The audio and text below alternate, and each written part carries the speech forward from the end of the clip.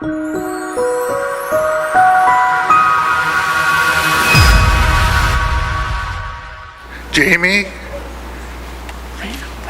Lathem is a practicing finest arts and the executive director of Green Industry of North Bay. She is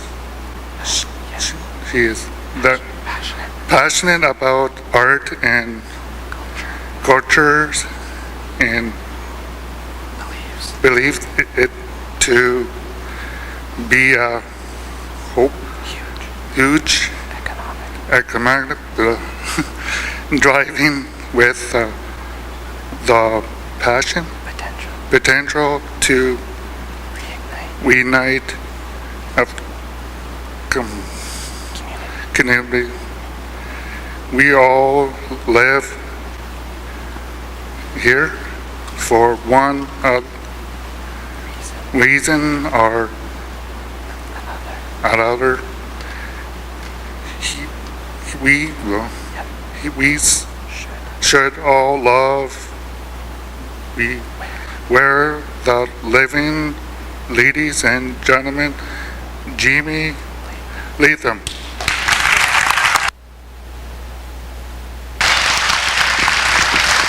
Thank you, JP.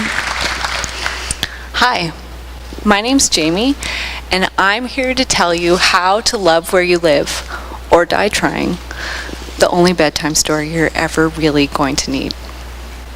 The creative sector in Ontario contributes $27.7 billion annually to Ontario's GDP, and accounts for approximately 304,000 jobs in Ontario.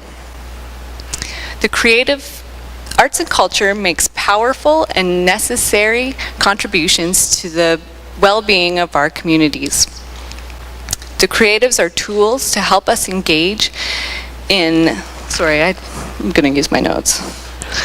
The creatives are tools to help us engage in levels of positive change, a means for public dialogue, and contribute to capacity building and learning. The arts creates healthy communities that are capable of action, mobilization, activism, leadership, and healing. And I can prove all of these things to you by sharing my own experiences. As an artist myself, I've dealt with abuse and the family court system. Art making to me gave me a vocabulary that allowed me to unpack my own emotions of what I was dealing with and still will deal with today. Art allowed me to communicate not only with others, but to myself. I can talk to you about how I programmed art into the North Bay Regional Health Centre, how I brought in artists and writers and musicians into the hallways and rooms of the hospital, and it changed those dark, clinical spaces into something lighter and more human. It made it better. And how I created an art cart and wheeled it around to the different closed mental health pods and gave patients something else to do, something else to think about.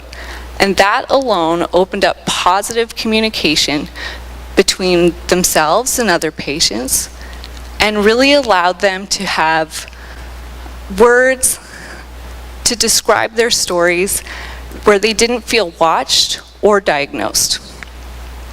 I can share my stories as an artist educator and with youth at risk. And when I ran Youth Studio, which was a drop-in center that was art-based for teenagers, how I created a space with art that was safe for youth that didn't feel like they had one. I can tell you about how I roped them into coming with my terrible jokes and my tattoos and the fact that I fed them.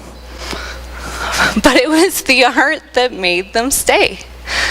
The art gave them a reason to have positive relationships with other teenagers, with grown-ups, and with themselves.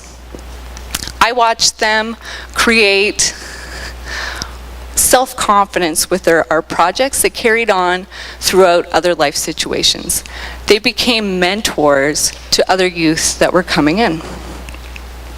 And if my stories aren't cutting it for you enough, I can give you more stats. Like the creative GDP is larger than the Ontario's energy industry. Had to get that one right. And is now surpassing mining, forestry, and agriculture combined.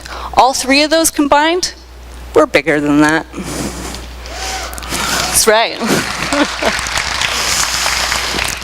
And I can go on and on and on, but we only have 5 minutes.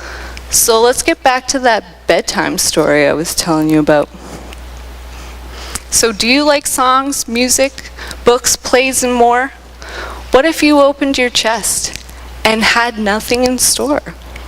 You can't always choose the place where you live or all the company that you keep. But if you try really hard and think good thoughts, the well will always run deep. So if you could live anywhere in the world, where would you live? Where would you live if it could be anywhere? Because looking around, here seems better than there.